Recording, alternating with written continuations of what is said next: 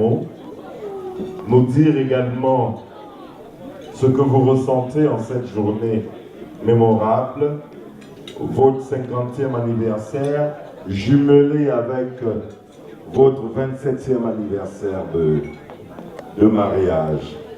Alors, merci beaucoup DJ. Merci. Nous avons entendu des verres claquer. Est-ce que nous avons bien entendu? Vous avez... Aïe, aïe, aïe. Les verres, aïe, aïe, aïe, aïe, aïe, aïe. Nous savons ce que ça veut dire. Nous savons ce que ça veut dire. Nous vous laissons le soin de faire ce que vous devez faire. Nous sommes le jour du mariage.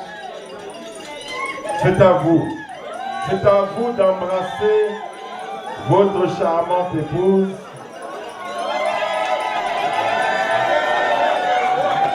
Voilà. Après 27 ans, c'est toujours valable. C'est toujours d'actualité. Merci beaucoup. Papa Pasteur, on va vous remettre le micro pour nous dire un mot. Merci beaucoup, Papa Jean-Jacques.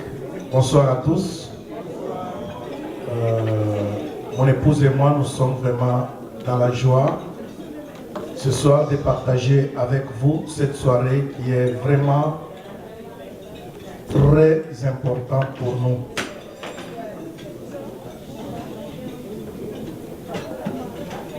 Et nous sommes vraiment touchés de votre marque de confiance.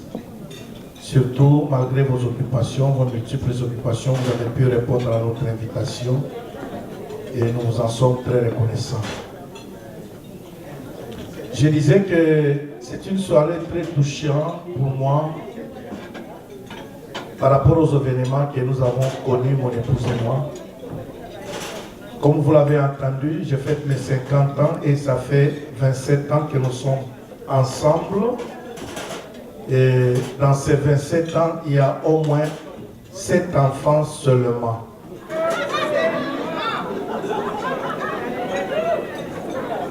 Alors, Dieu nous a fait grâce des beaux enfants. Et aujourd'hui, nous nous rendons grâce parce que ces enfants aussi commencent à servir le Seigneur. Et nous en sommes très fiers. C'est une journée très touchante pour nous parce que nous l'avions promis ce soir, cet après-midi.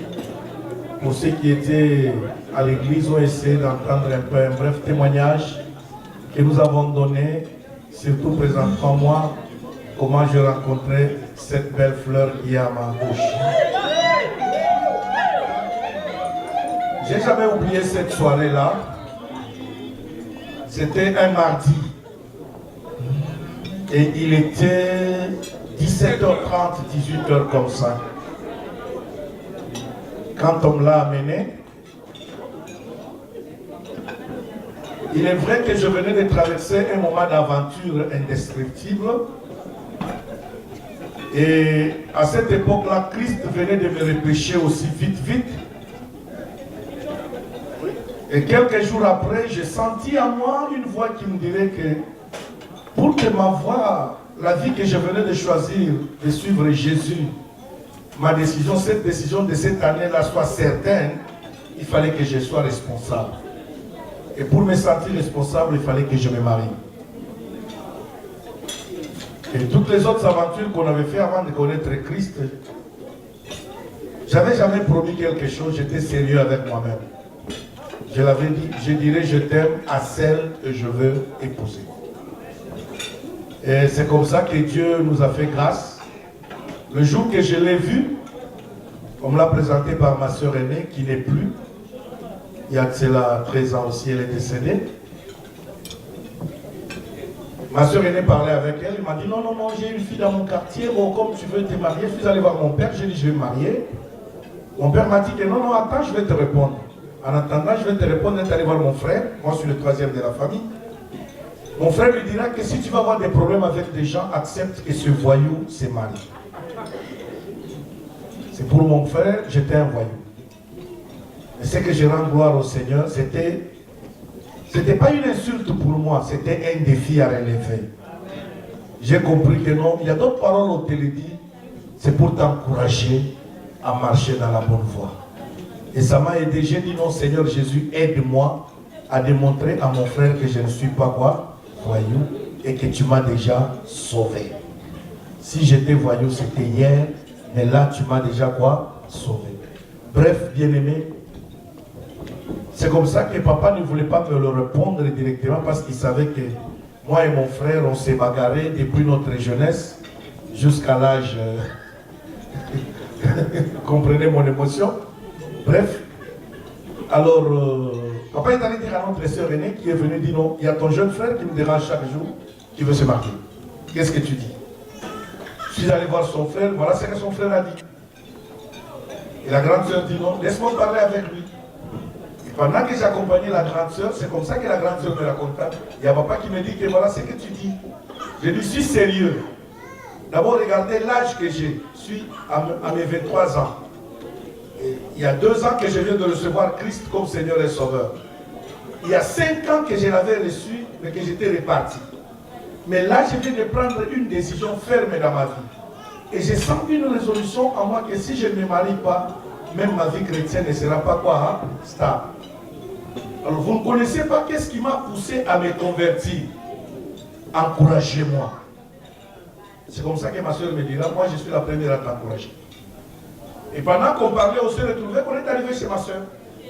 Alors ma soeur me dira que non, non, non, j'ai des filles dans mon quartier. Or, elle avait déjà commencé l'entretien sans le savoir. J'ai dit, bon, pour faire plaisir à ma soeur, laisse-moi quand même accepter, mais je saurais comment déjouer cela, parce que j'étais vraiment un véritable joueur. C'est comme ça que on me l'a présenté, j'étais dans la parcelle voisine. Mes neveux sont venus me voir, tonton, il y a maman qui t'appelle. J'arrive comme ça, il dit non, la personne est là. J'entre comme ça, je la trouve. J'ai dit, ah bon, bonsoir mademoiselle, comment ça va? Ton nom c'est qui? Tu habites où? Ok, tu sais pourquoi on t'a appelé ici? Ah non. J'ai dit, ok. Si on t'a appelé ici, moi je cherche une femme à épouser. Alors j'ai besoin d'une réponse dans les quelques minutes qui suivent.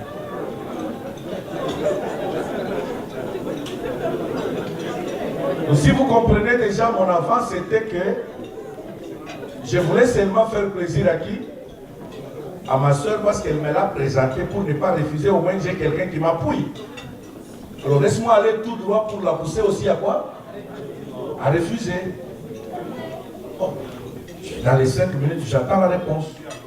La réponse. Et oui, oui. Je n'ai pas besoin de 2 mains. Moi, c'est maintenant là, tu dois me dire oui ou non. Elle me regarde, baisse la tête, elle relève la tête, elle me regarde. Dans les 5 minutes qui suivent, elle me dit oui. Alors, comprenez. Alors, comprenez maintenant mon aventure comme un vrai joueur.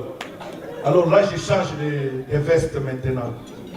Je dis, mais comment tu peux dire un oui à quelqu'un? À peine tu l'as vu, tu ne le connais pas, tu ne sais pas qu'est-ce qu'il fait dans la vie, comment il gagne sa vie, et tu peux lui dire comme ça, oui, tout bonnement comme ça. Il dit, oui, je sens un oui à moi qui est profond parce qu'il y en a d'autres qui sont passés, mais je ne sentais rien. Pour toi, je sens quelque chose. Je dis, ok. Je dis, alléluia, Hosanna. Ça commence bien. Amen. Et vous vous rendez compte que moi, je n'étais pas allé pour dire que non, Dieu m'a dit. Non, vous savez, il y a d'autres personnes. Arrêtons un peu de mentir les dieux là. En matière de mariage, il n'y a pas question de Dieu m'a dit. Quand tu te sens responsable, lève-toi et affronte la chose en face. Amen. Bref, c'est comme ça que l'histoire a commencé. Et le lendemain, je suis venu la voir. Ce soir-là, on s'est vu à 18h et on s'est séparés. Il était 23h30.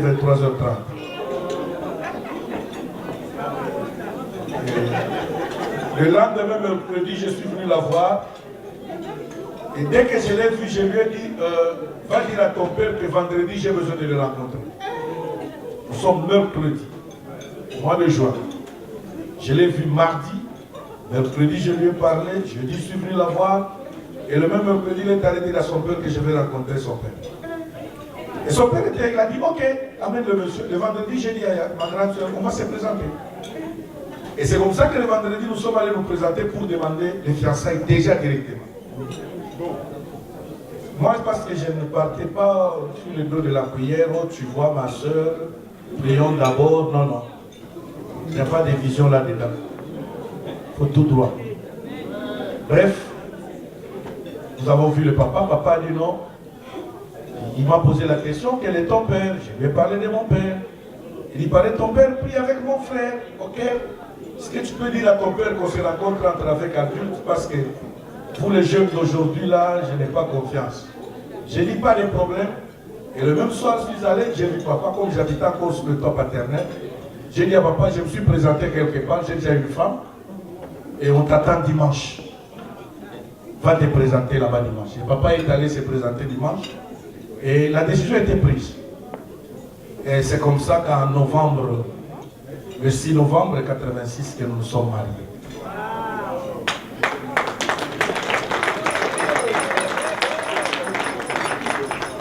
Et nous avons cheminé ensemble de cette union. Vous savez, il y a une chose que j'ai toujours dit, que si j'aime cette belle fleur qui est à ma gauche, il y a une raison. Vous savez, il y a l'amour et amour. L'amour d'aujourd'hui est devenu dévalué parce qu'il y a des gens qui aiment par intérêt. Moi, cette belle fleur m'a aimé pendant que j'étais en train de traverser un désert indescriptible. À 17 ans, j'étais engagé à la GECAMI et à 19 ans licencié. Cause désertaire. Parce que quand j'avais l'argent, j'oubliais le chemin de travail. Donc parce que moi, chaque les 15, on nous payait le 15, et le 15, j'oubliais le chemin du travail. Et le 15, là, je reviendrai au travail que 7 jours plus tard, avec un billet de la police pour dire qu'on m'avait arrêté. Alors, je me posais la question, savez, toi, on t'arrête seulement le jour que tu as... Dès que l'argent finit, donc à 2 reprises, j'ai fait licencier. Vous comprenez que je me suis retrouvé dans un désert indescriptible habitant sous le toit paternel. Et c'est à cette époque qu'elle m'a aimé. Et je me suis rappelé de la chaussure que j'avais portée ce jour-là. J'avais une chaussure marron. Et cette chaussure, à cette époque-là, avait passé entre les mains des cordonniers pendant 80 fois.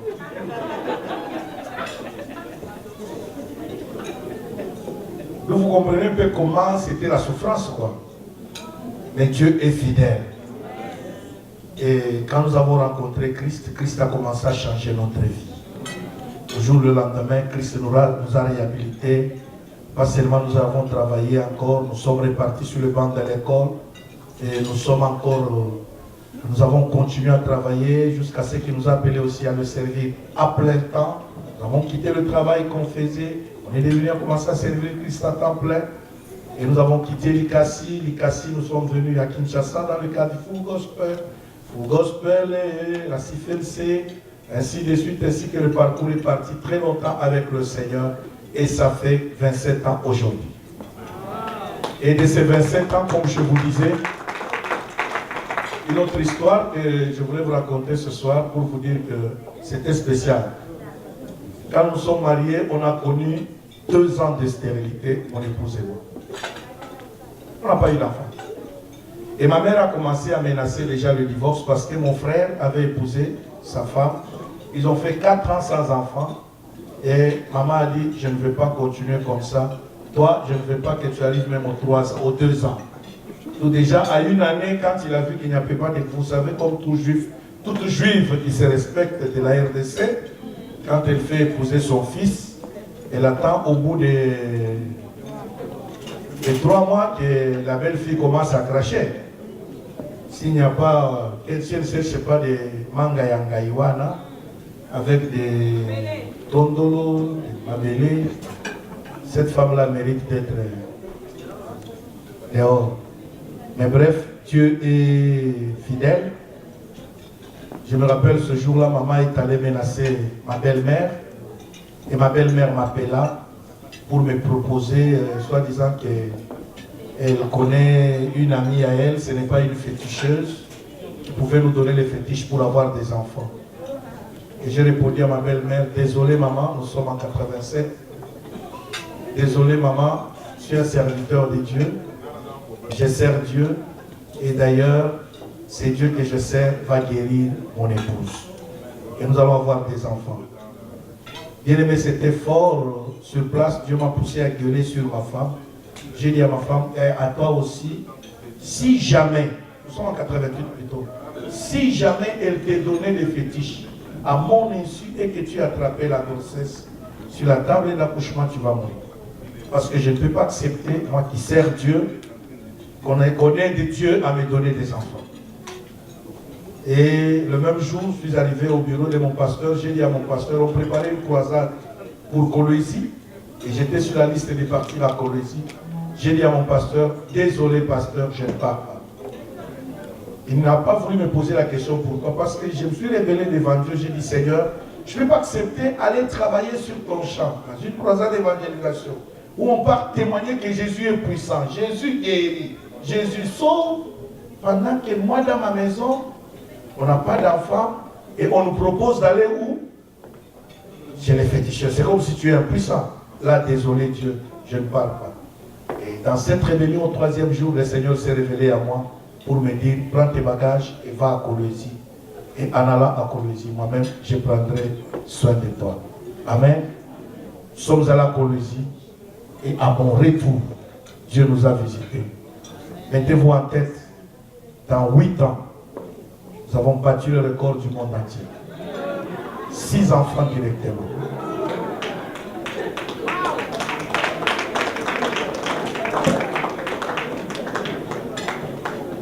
On a récupéré tout le retard qu'on avait connu en avant. Et c'est comme ça que le Seigneur nous a fait grâce. Nous avons vraiment des beaux enfants que Dieu nous a donnés. Et nous rendons gloire au Seigneur parce que bientôt les enfants seront là. Vous allez les voir. Et vous serez contents aussi de comprendre que nous sommes des parents aussi. Mais sauf qu'on vient de se marier. On est encore jeunes. Comprenez notre émotion. Merci beaucoup à vous tous. Et merci à cette soirée parce que ça nous touche beaucoup, mon épouse et moi, car c'est une soirée qu'on avait voulu. Je n'ai jamais oublié ça. Pour ceux qui étaient à l'église aujourd'hui, il y en a d'autres qui m'ont vu verser même des larmes. Pourquoi? Parce que je pense que c'était une soirée que j'avais promis et à mon père et à mon beau-père. Je les avais promis cette soirée. À notre 20 ans, quand on voyageait, mon épouse et moi, j'ai dit, je suis allé le voir, je leur ai dit, bon, je suis en voyage, je pars, à mon retour, on va renouveler nos vœux de mariage à notre 20e anniversaire. Et là, on va vous faire venir à Kinshasa, parce qu'ils habitaient dans le Kassai, tous les 2 parents. Mais, comme le dit toujours un adage que l'homme propose, Dieu dispose, nous sommes venus aux États-Unis en 2006 et retrouvés dans l'obligation de traverser, de venir ici. Et cette même année-là, j'ai perdu mon père. Et il y a quelques mois, l'année passée aussi, j'ai perdu mon beau-père. Or, les 2 étaient déjà des veufs. Et on se retrouve, mon épouse et moi. C'est ainsi que ça m'avait un peu touché. J'ai pensé à cela. J'ai dit, Seigneur, tu es Dieu. Tu sais comment faire des choses à chaque moment. Et c'était vraiment quelque chose qu'on avait promis à ces 2 personnes qui nous ont très chers. Ce sont des parents qui nous ont gardés, qui nous ont inculqués, qui nous ont fait savoir le chemin du Seigneur. Et j'avais promis à mon père, j'ai dit, papa, je ne te déshonorerai jamais. Comme tu m'as appris le chemin du Seigneur, l'épouse que j'ai épousée, à moins que la mort nous sépare. C'est comme ça que nous sommes fiers de fêter cette fête ce soir, même si nos enfants ne sont pas là avec nous, mais ils sont avec nous. Et là, ils sont aussi dans la joie de fêter avec nous. Que Dieu nous bénisse.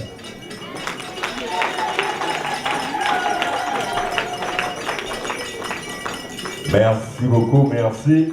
On les applaudit encore, on applaudit très fort pour le couple. Nous vous gardons ici sur la piste. On va demander aux parrains et à la marraine de nous rejoindre. Vous allez nous rejoindre ici. On vous garde sur la piste. Et c'est à vous de venir féliciter les mariés, de leur dire un mot gentil. Pour ceux qui ont prévu les cadeaux, des enveloppes, c'est maintenant le moment de